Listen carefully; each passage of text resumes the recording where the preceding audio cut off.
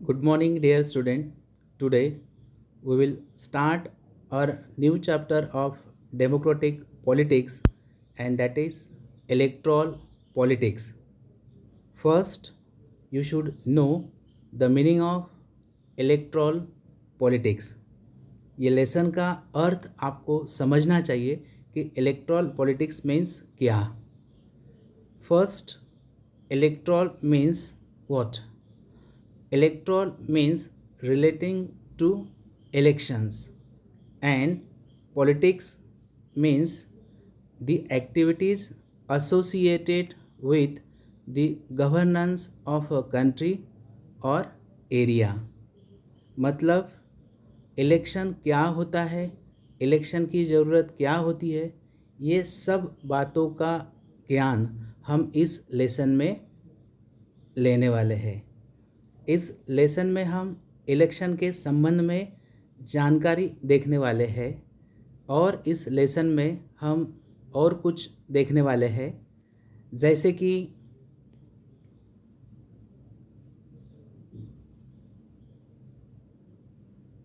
First we will understand why do we need elections. हमें चुनाव की ज़रूरत क्यों होती है. Second, we will understand what makes an elections democratic. चुनाव लोकशाही के आधार पर कैसे लड़े जाते हैं. Third, we will understand is it good to have political competitions. मतलब क्या राजनीतिक स्पर्धा होना अच्छी बात है. Fourth, we will understand what is our system of election. हमारी भारतीय चुनाव पद्धति कैसी है. Last, we will understand that is challenges to free and fair elections. मतलब फ्री और फेयर चुनाव की क्या कैसे हम उसको ओवरकम कर सकते हैं. Before going to start our lesson, we will understand important concept of the chapter.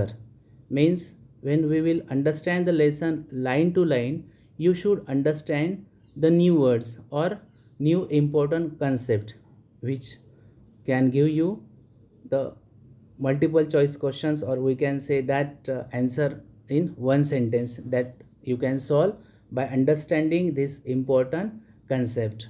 So our first concept, that is elections. As you know, this lesson is related to elections. So what is election that you should understand. Election, a formal and organized choice by vote of a person for a political office or other positions. Means एक ये formal and organise choice होती है bye vote. मतलब लोग जब voting करके किसी person को या पॉलिटिकल ऑफिस को चुनते हैं by this election process. Second word, legislative assembly. Now legislative assembly is the name given in some countries to either a legislator और to one of its branch. The name is used by a number of countries including members of states of the Commonwealth of Nations and other countries. Now legislative assembly बोले तो विधानसभा, legislative council बोले तो Vidhan Parishad. Means हर राज्य में legislative assembly होती है, विधानसभा होती है, जिससे हम एमएलएस को चुनते हैं और वह एमएलए अपने से एक चीफ मिनिस्टर को चुनते हैं. नेक्स्ट कंसेप्ट या वर्ड है कॉन्स्टिट्यूएंसी. तो कॉन्स्टिट्यूएंसी ये वर्ड ये लेसन में हमेशा आया है, तो आपको उसका अर्थ समझना चाहिए. What is mean by constituency. 1 mark के लिए क्वेश्चन भी आता है, what is mean by constituency. So constituency क्या होता है. A group of voters in a specified area who elect a representative to a legislative body. तो कॉन्स्टिट्यूशन मतलब एक लोगों का ग्रुप होता है वोटर का, जो एक पर्टिकुलर एरिया में रहते हैं. और आपको पता है means for the legislative assembly, विधानसभा के लिए generally taluka place, tehsil place जो होता है वह लेजिस्लेटिव कॉन्स्टिट्यूंसी होता है लेजिस्लेटिव असेंबली के लिए। और जो member of parliament means for Lok Sabha के लिए जो एमपीज मेंबर ऑफ पार्लियामेंट हम चुनते हैं, तो जनरली डिस्ट्रिक्ट प्लेस जो होता है वह लोकसभा का मीन्स वो एक कॉन्स्टिट्यूंसी होता है। Next word, member of legislative assembly, MLA. Question can come, what is mean bye MLA? तो एमएलए का लॉन्ग फॉर्म क्या है? मेंबर ऑफ लेजिस्लेटिव असेंबली, मतलब विधानसभा। हर राज्य में एक लेजिस्लेटिव असेंबली होती है जिसको विधानसभा बोलते हैं, और उसका हेड जो होता है वह चीफ मिनिस्टर होता है। तो member of legislative assembly MLA और a member of the legislator ML is a representative elected by the voters of a constituency to the legislator or legislative assembly of a sub-national jurisdictions। तो member जो MLA होता है is a representative elected by the voters. तो हमारा जो constituency होता है particular, उस एरिया के लोग जो एमएलएस को इलेक्ट करते हैं उनको एमएलए बोलते हैं, that is member of legislative assembly. Next word, reserve constituencies. अब कॉन्स्टिट्यूंसी आपको पता है एरिया ऑफ वोटर्स होता है जो पर्टिकुलर एमएलए को अपने एरिया में इलेक्ट करते हैं। अब रिजर्व कॉन्स्टिट्यूंसी मतलब एक राखीव एरिया होता है जहाँ से पर्टिकुलर ही कैंडिडेट कुछ जाति के ही इलेक्शन में खड़े रहते हैं। तो what is mean bye reserve constituencies? In both parliamentary and state assembly elections, candidates of general category are not eligible to contest from these constituencies। मतलब लोकसभा, राज्यसभा और विधानसभा के लिए जब भी इलेक्शंस होते हैं तो कोई कोई कॉन्स्टिट्यूंस ऐसे होते हैं जो पर्टिकुलर कास्ट के लिए रिजर्व रहते हैं, जिसमें जनरल कैटेगरी के कैंडिडेट इलेक्शन में खड़े नहीं हो सकते हैं। All voters are to vote for one of the candidate from scheduled caste or scheduled tribes voters list। मतलब उस कॉन्स्टिट्यूंसी में जो भी वोटर होते हैं वो शेड्यूल कास्ट और शेड्यूल ट्राइब के पर्सन को ही इलेक्शन में वोटिंग करेंगे। Now the importance of reserve constituency is that, आपको पता है एससी और एसटी जो जाति है फ्रॉम एशियन टाइम्स बहुत ही पिछड़ी जाति है, इनका डेवलपमेंट नहीं हुआ है। तो हमारे जो कॉन्स्टिट्यूशन मेकर थे उनका एक उद्देश्य था कि जो भी पिछड़ी जातियां हैं उनके मेंबर को भी पॉलिटिक्स में एक स्थान मिले और उनको वो आ सके, इसके लिए एक रिजर्व कॉन्स्टिट्यूंसी बनाया है। अगर ये नहीं होता तो ओपन कैटेगरी के लोग ही इलेक्शन में खड़े हो सकते थे और वो जीत सकते थे और इनको चांस ही नहीं मिल सकता। दैट्स वाई रिजर्व कॉन्स्टिट्यूशन का उपयोग होता है और वो किया गया है। Next word, election photo identity card. अब ये क्या है? Election photo identity card is an identity document issued by the election commission of India. तो जो भारत निर्वाचन आयोग होता है उसकी तरफ से एक आइडेंटिटी कार्ड होता है which primarily serves as an identity proof for Indian citizens while casting votes in the country's municipal, state and national elections। तो ये जो इलेक्शंस फोटो आइडेंटिटी कार्ड जो होता है, जब भी आप ग्राम पंचायत का ले लो, म्यूनसिपल कॉरपोरेशन का ले लो, लेजिस्लेटिव असेंबली का इलेक्शन ले लो या फिर लोकसभा का इलेक्शन ले लो, इस सब इलेक्शन में जब पर्सन वोटिंग करने को जाता है दैट टाइम ये कार्ड हमने उस जगह पर दिखाना होता है जिसके ज़रिए we are liable for voting in the elections. जिस प्रकार से कॉलेज में स्टूडेंट्स को आइडेंटिटी कार्ड मिलता है, स्कूल में आपको आइडेंटिटी कार्ड होता है ताकि ये आपकी पहचान हो सके कि you are from this college. तो इस प्रकार से ये इलेक्शन फोटो आइडेंटिटी कार्ड ये वोटर का आइडेंटिटी होता है। Next, nomination. Now what is mean by nomination? Nomination is part of the process of selecting a candidate for either elections to an office or the bestowing of an honor or award. A collection of nominees narrowed from the full list of candidate is a short list। तो nominations क्या होता है, when ever for the elections of legislative assembly और for Lok Sabha और राज्यसभा, जब कोई भी candidate form भरते हैं या कोई पार्टी अपने कैंडिडेट का नाम देती है तो that is known as nomination. Next word security deposit. अभी सिक्योरिटी डिपॉजिट क्या होता है, the purpose of the deposit is to reduce the prevalence of non-serious or fringe candidate or parties with no realistic change of winning a seat. तो security deposit, whenever a candidate is standing in a legislative assembly elections or for parliamentary elections, तो एक amount election commission के पास form भरते समय जमा करना पड़ता है। तो उसका उद्देश्य ये होता है कि अगर कोई पार्टी ज़्यादा फेमस नहीं है और हमेशा इलेक्शन में खड़ी होती है, तो एक अगर उसको पर्टिकुलर सीट वोट नहीं मिलते हैं तो वो अमाउंट इलेक्शन कमीशन अपने पास रख लेता है, वापस वो कैंडिडेट को नहीं मिलता है।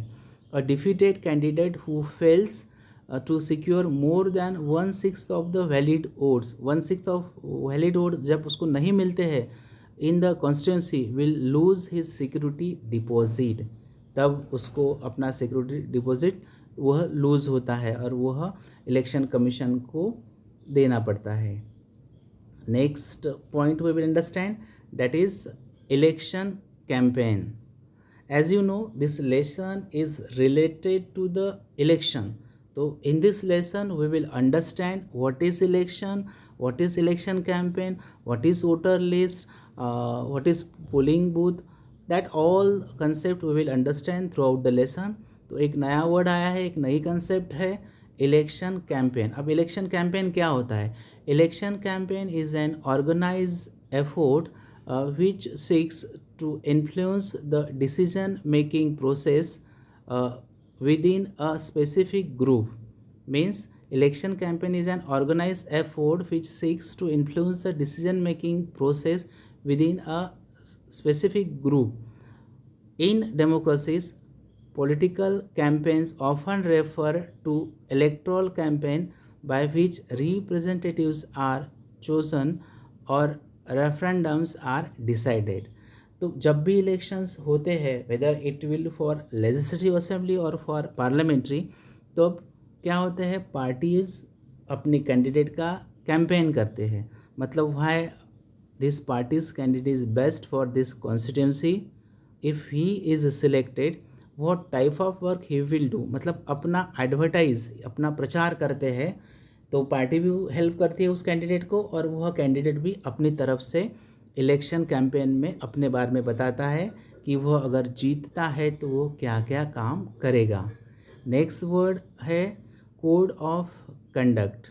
अब code of conduct is a set of rules outlining the social norms and rules and responsibilities of और proper practices for an individual, party or organization. Related concepts include ethical, honor, moral codes and religious laws. तो code of conduct क्या होता है, जिसको हम आचार संहिता बोलते हैं। When the elections are declared, तो उससे कुछ दिनों पहले एक कोड ऑफ कंडक्ट होता है जिससे कुछ रूल्स एंड रेगुलेशन, कुछ गाइडलाइन होती है जिसके ज़रिए जैसे कि इन code of conduct as election campaign candidate can't use the religious place, whether the temple or gurudwara or that they can't use, means किसी जाति के आधार पर किसी को भाषण वो स्पीच नहीं दे सकते हैं, या फिर इलेक्शन के डिक्लेयर होने के बाद वो कुछ कंस्ट्रक्शन ऑफ न्यू प्रोग्राम्स वो नहीं कर सकते हैं। Then next word rigging, the act or dishonestly organizing or arranging the result of an elections or competitions before it happens. It is done to achieve a particular outcome. तो result गलत तरीके से, means what is rigging, the act of dishonesty organizing और arranging the result, मतलब election का result अपने हिसाब से लगाना एन इलेक्शन और कॉम्पिटिशन्स बिफोर इट हैपन्स, वो आने से पहले ही कुछ गलत करके, it is done to achieve a particular outcome, मतलब गलत तरीके से रिजल्ट अपनी तरफ से लाना। Next word election commission. अब इलेक्शन कमीशन क्या होता है?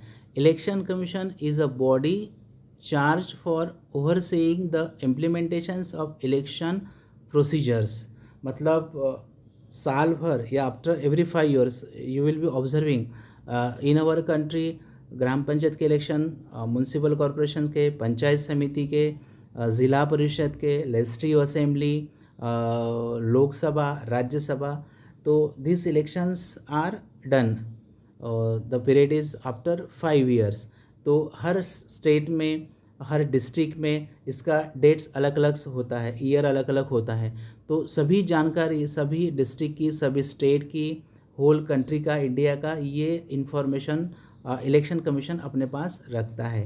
The exact name used varies from country to country, including such terms as electoral commission, central election commission, electoral branch और इलेक्टोरल कोड। तो इसके अलग अलग नाम है कंट्री वाइज, कोई इसको इलेक्टोरल कमीशन बोलता है, कोई सेंट्रल इलेक्शन कमीशन बोलता है, कोई इलेक्टोरल ब्रांच और इलेक्टोरल कोड बोलता है।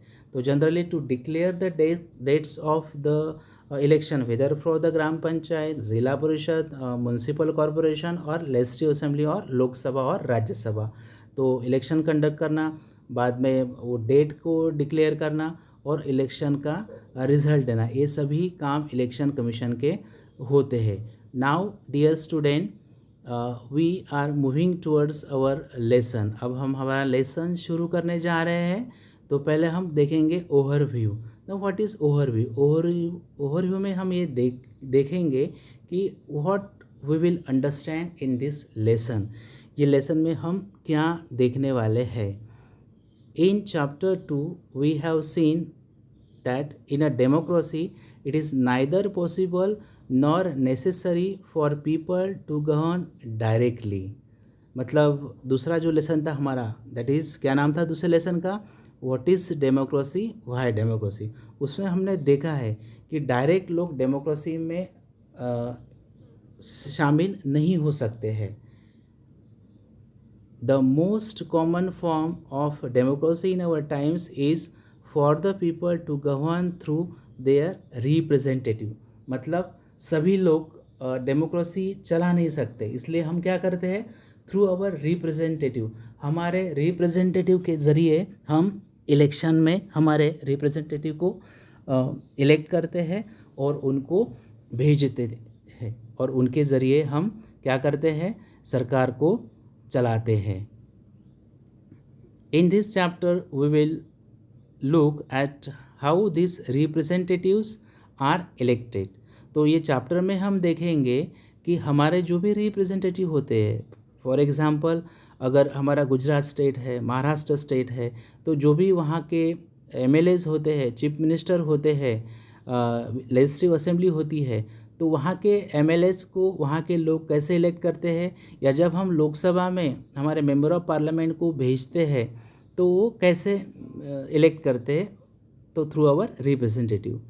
We begin by understanding why elections are necessary and useful in democracy. तो इलेक्शन का इम्पोर्टेंस क्या है वह भी हम ए लेसन में देखने वाले हैं। We try to understand how electoral competitions among parties serves the people। अलग अलग पार्टियों में जो भी इलेक्ट्रल कॉम्पिटिशन्स होता है, मतलब बीजेपी हो, कांग्रेस हो, शिवसेना हो या मायावती जी का पार्टी हो, तो ये जो अलग अलग लीडर के पार्टियाँ होती है, वह मतलब इलेक्ट्रल कंपटीशन, मतलब अपनी पार्टी कैसी बेस्ट है और दूसरी पार्टी कैसी ख़राब है, ये जो इलेक्ट्रल कंपटीशन होता है वो कैसे देश के लिए अच्छा है, वो भी हम देखने वाले हैं। We then go on to ask what makes an election democratic. तो हम इलेक्शन को कैसे डेमोक्रेटिक बना सकते हैं, मतलब जिसमें किसी की हानि ना हो, किसी का झगड़ा ना हो और डेमोक्रेटिक वे के साथ ये कंपटीशन चले, वो भी हम देखने वाले हैं। The basic idea here is to distinguish democratic elections from non democratic election. तो बेसिक आइडिया हमारी यही रहेगी कि what is the importance of democratic election compare to the non democratic elections, क्योंकि इंडिया जो है वो मॉरल वैल्यूज़ को ज़्यादा वैल्यू देता है, झगड़ों को वैल्यू नहीं देता है। तो इलेक्शन में एक हेल्दी कंपटीशन कैसे हो और डेमोक्रेसी के साथ सरकार कैसी चले, वह हमारा मेन उद्देश्य होता है। The rest of the chapter tries to assess elections in India in the light of the yardstick. We take a look at each stage of elections from the drawing of boundaries of different constituencies to the declarations of the result. मतलब जो constituency बनाते हैं by the election commission और जो result आते हैं, weather फिर वो लेजिस्लेटिव असेंबली हो या फिर लोकसभा का इलेक्शंस हो, तो how this process is done by the election commission, मतलब डेट ऑफ इलेक्शन हो या फिर रिजल्ट ऑफ इलेक्शंस हो, तो ये सभी कार्य इलेक्शन कमीशन कैसे करता है वो भी हम ये लेसन में देखने वाले हैं। At each stage we ask what should happen and what does happen in election. Election में क्या होना चाहिए और इलेक्शन में क्या होता है वो भी हम देखने वाले हैं। Towards the end of the chapter we turn to an assessment of whether elections in India are free and fair. बाद में हम डिसाइड करेंगे कि क्या इलेक्शन जो इंडिया में होते हैं वो फ्री और फेयर है या नहीं है। Here we also examine the role of the election commission in ensuring free and fair election. बाद में हम इलेक्शन कमीशन का वर्क भी देखने वाले हैं कि जो इंडिया में फ्री एंड फेयर इलेक्शंस होते हैं तो उनमें उनका क्या सहयोग होता है, इलेक्शन कमीशन का क्या इम्पोर्टेंस होता है। Now we will start our new topic of the lesson, that is why elections. मतलब इलेक्शन क्यों, चुनाव क्यों होते हैं या होने चाहिए। तो dear student, you should understand the lesson properly, क्योंकि for 3 marks question can come in examination, why elections are needed in India और what is the importance of election. तो ये टॉपिक देखने के पहले एक न्यूज़ रिपोर्ट हम देखने वाले हैं जो एक पेपर में आया हुआ है, असेंबली इलेक्शंस इन हरियाणा। तो हरियाणा में जो असेंबली इलेक्शन हुआ था उसके बारे में कुछ एक जानकारी पेपर कटिंग यहाँ दिया हुआ है। तो the time is after midnight, मध्यरात्रि का एक समय है, and expectant crowd sitting for the past 5 hours in a chowk of the town is waiting for its leader to come. तो मिडनाइट का समय है, एक चौक में वहाँ के लोग, वहाँ भीड़ इकट्ठा हुई है और लोग अपने लीडर का वेटिंग कर रहे हैं। अब वेटिंग काहे के लिए करते हैं आपको पता है, जब भी इलेक्शन कैंपेन होता है, इलेक्शंस होते हैं, तो बड़े बड़े लीडर का सभा होता है, वो भाषण देते हैं and how they are best, how their parties are best, and if they are elected through the people in election, तो वो क्या करेंगे, कौन सी पॉलिसीज़ अपनाएंगे और देश को, राज्य को आगे कैसे लेके जाएंगे, ऐसे भाषण वो देते हैं जिसको सुनने के लिए लोग तैयार होते हैं। The organizers assure and reassure the crowd that he would be here any moment.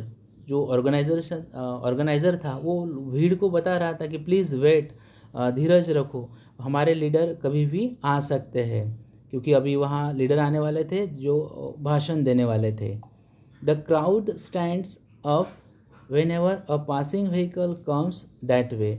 सभी भीड़ खड़ी हो गई जब वहाँ व्हीकल आए और उसमें से लीडर आ गए। It arouses hopes that he has come. सबको अब आशा हो गई कि चलो लीडर आ गए। The leader is mister Devilal, chief of the Haryana संघर्ष समिति, who was to address a meeting in Karnal on Thursday night। तो लीडर का नाम क्या था, mister Devilal. Question can come, who was the leader of Haryana संघर्ष समिति, तो what will be the answer, mister Devilal was the chief of the Haryana संघर्ष समिति। अभी जो देवीलाल थे वो भाषण देने वाले थे लोगों को, बिकॉज इलेक्शन कैंपेन चल रहा था. The 76 years old leader is a very busy man these days. तो जो देवीलाल थे वो उनका एज कितना था? 76 year old. 76 year के वो थे और इन दिनों वो बहुत ही बिजी होते हैं. और आप भी देखते हैं 2 years बिफोर जब हमारे इंडिया में इलेक्शंस हुए, गुजरात में भी जब इलेक्शंस हुए, तो you observe how the great leader, बड़े बड़े लीडर जो भी थे अलग अलग पार्टियों के, वेदर बीजेपी हो, कांग्रेस हो या अलग अलग पार्टियां हो, वो लीडर कैसे सभाएं देते हैं. और बड़े बड़े लीडर जो होते हैं by the helicopter, by the aeroplanes, मतलब दिन में वो 10-10, 8-8 सभाएं लेते हैं. तो this is very important. His day starts at 8 a.m. and ends after 11 p.m.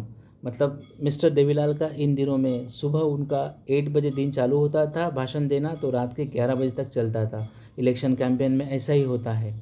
He had already addressed 9 election meetings since morning. तो जब देवीलाल यहाँ आए थे भीड़ के सामने, तो he had already address 9 elections meeting since morning. सुबह से लेकर उन्होंने 9 सभाओं को संबोधित किया था.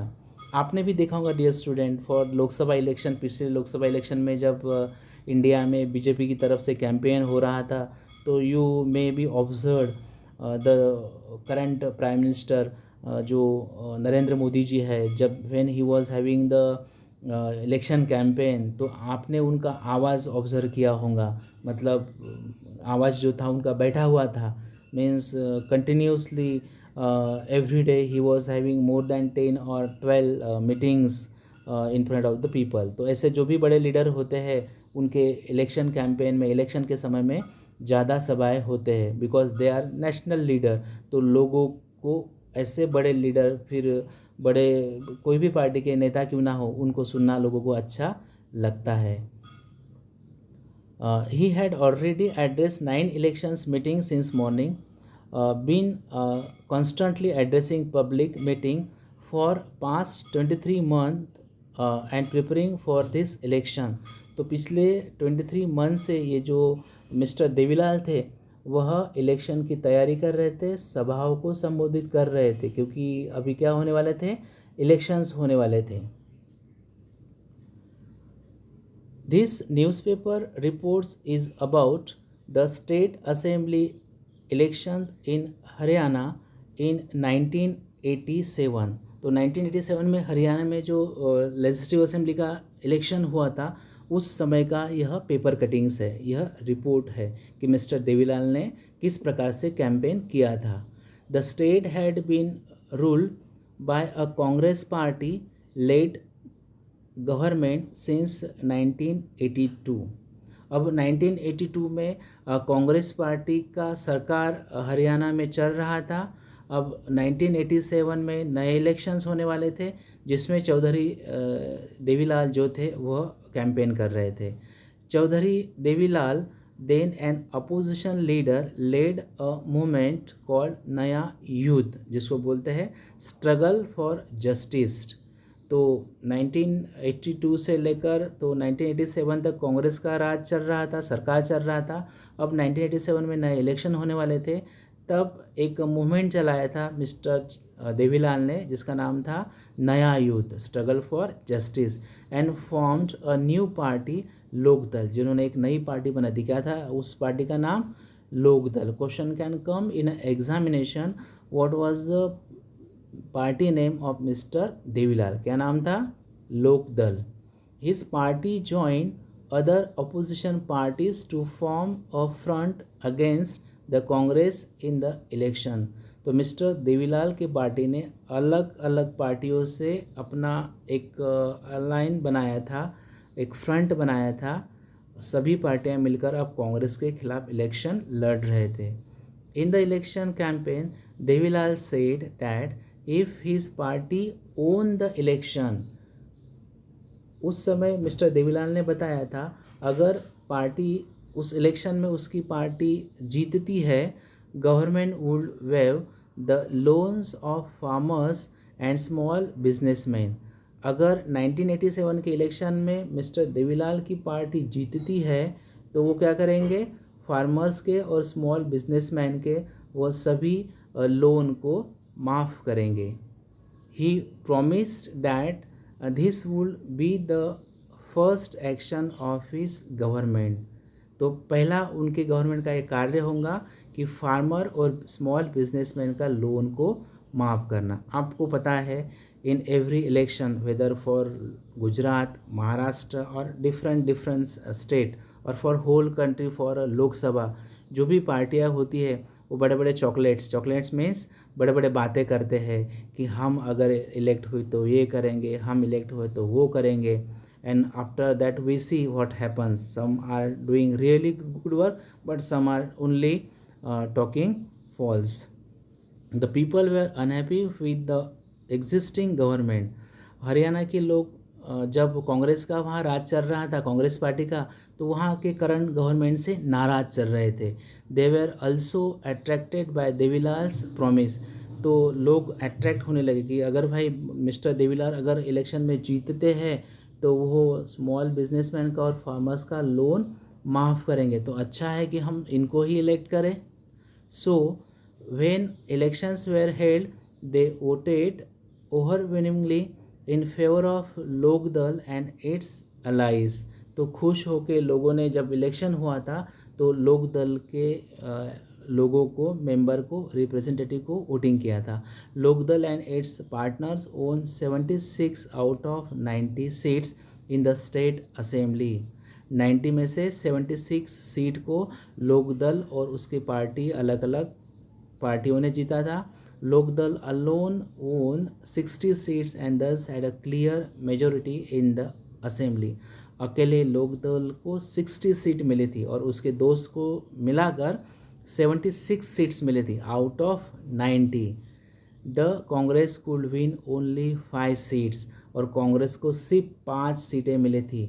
Means now whose government will be there, correct, now there will be the government of Lokdal, and who will be the leader, who will be the chief minister? Definitely Mr.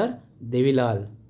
Once the elections results were announced, the sitting chief minister resigned। आपको पता ही है जब elections होता है और नई party जीत कर आती है, जो करंट पहली पार्टी होती है उसको क्या करना पड़ता है, अपने पद से रिज़ाइन देना पड़ता है और नई पार्टी का सरकार बनता है। The newly elected members of Legislative Assembly, MLAs of Lokdal, chose Devilal as their leader। मतलब आपको पता है in the legislative assembly of Haryana वहाँ के लोगों ने वहाँ के अलग अलग कॉन्स्टिट्यूंसी के एमएलएस को इलेक्ट किया और वो सभी 76 एमएलए ने अपना लीडर किसको चुना, मिस्टर देवीलाल को। मतलब एमएलए जो होते हैं वो अपना लीडर चुनते हैं और वो चीफ मिनिस्टर उसको बनाते हैं। The governor invited Devilal to be the new chief minister. और गवर्नर बोले तो राज्यपाल जो होते हैं उन्होंने देवीलाल को इन्वाइट किया और उनको मिनिस्टर बनाया। 3 days after the election result were declared he became the chief minister. बाद में रिजल्ट डिक्लेयर होने के बाद mister Devilal became the chief minister of Haryana states. As soon as he became the chief minister, his government issued a government order waiving the outstanding loans of small farmers, agricultural laborers and small businessmen। जैसे ही उनका सरकार बनाया तो उन्होंने एक order निकाला कि सभी स्मॉल फार्मर्स, एग्रीकल्चरल लेबर, खेती पे काम करने वाले जो भी लेबर होते हैं, स्मॉल बिजनेसमैन, इनका सभी का लोन उन्होंने माफ़ कर दिया। आपको पता है उन्होंने इलेक्शन के पहले ही बोला था कि as his party will win the election he will waive the loan of farmers and businessman. His party ruled the state for 4 years। तो 4 साल तक उसके पार्टी ने, लोकदल ने सरकार चलाया हरियाणा में। The next elections where held in 1991। अगला इलेक्शंस 1991 में हुआ, but this time his party did not win popular support. लेकिन 1991 में जब इलेक्शन हुआ तब उसके पार्टी को ज़्यादा सपोर्ट नहीं मिला। The Congress own the elections and form the government, तब फिर से हरियाणा में कौन सरकार में आया? कांग्रेस। तो आपको पता ही है अलग अलग स्टेट में अलग अलग, जहाँ कांग्रेस होता है 5 साल तक तो अगले साल बीजेपी आ जाता है। जहाँ कोई स्टेट में बीजेपी है 5 साल तक तो अगले 5 साल के बाद कांग्रेस आ जाता है। तो as the work of the party और as the work of that party's chief minister, लोग जो होते हैं वो अलग अलग पार्टी के मेंबर को इलेक्ट करते हैं। तो what is important? The important is that to have a proper work. Now, next topic of this lesson we are going to understand, and that is why do we need elections? मतलब हमें election की ज़रूरत क्यों होती है। In this paragraph we will understand importance of election. Dear student, in examination एक 3 mark के लिए या 5 मार्क के लिए क्वेश्चन आ सकता है, why do we need election और what is the importance of election. So if you will read this paragraph, if you will understand this paragraph, you will be able to give the answer of this question. Why do we need elections? Elections take place regularly in any democracy. जहाँ भी democracy होती है वहाँ हर 5 साल के बाद elections होते ही है। We noted in chapter 1 that there are more than 100 countries in the world in which elections take place to choose people's representative. पूरे वर्ल्ड में 100 से ज़्यादा ऐसे कंट्री होंगे जहाँ पर डेमोक्रेसी है और वहाँ रिप्रेजेंटेटिव को इलेक्ट करते हैं। We also read that elections are held in many countries that are not democratic. ऐसे भी कंट्रीज़ हमने देखे हैं जहाँ जो डेमोक्रेटिक नहीं है फिर भी वहाँ इलेक्शंस होते ही है। But why do we need election? फिर सवाल है कि इलेक्शंस होते क्यों है, मीन्स हमारा उसमें क्या फ़ायदा होता है। Let us try to imagine a democracy without election. थोड़ा इमेजिन करके देखिए अगर डेमोक्रेसी में इलेक्शन नहीं होंगे तो क्या होगा। A rule of the people is possible without any elections if all the people can sit together every day and take all the decisions.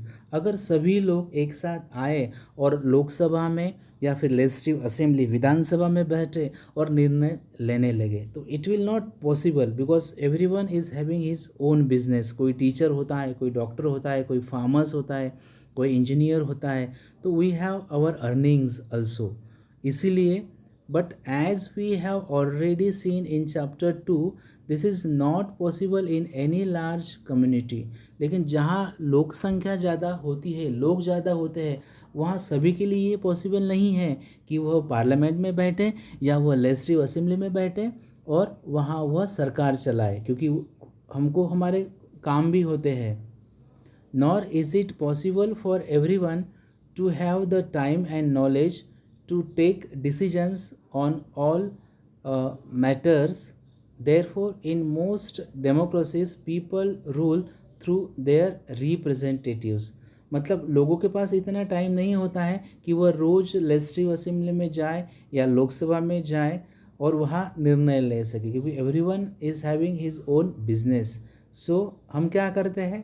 Through our representative, that is MLA और MP, member of parliament. मतलब लोकसभा के लिए हम हमारा MP member of parliament को चुनते हैं और लेजिस्लेटिव असेंबली के लिए, विधानसभा के लिए हम हमारा MLA that is a member of legislative assembly चुनते हैं और उसके ज़रिए हम क्या करते हैं? हमारे रिप्रेजेंटेटिव के ज़रिए हम सरकार को चलाते हैं।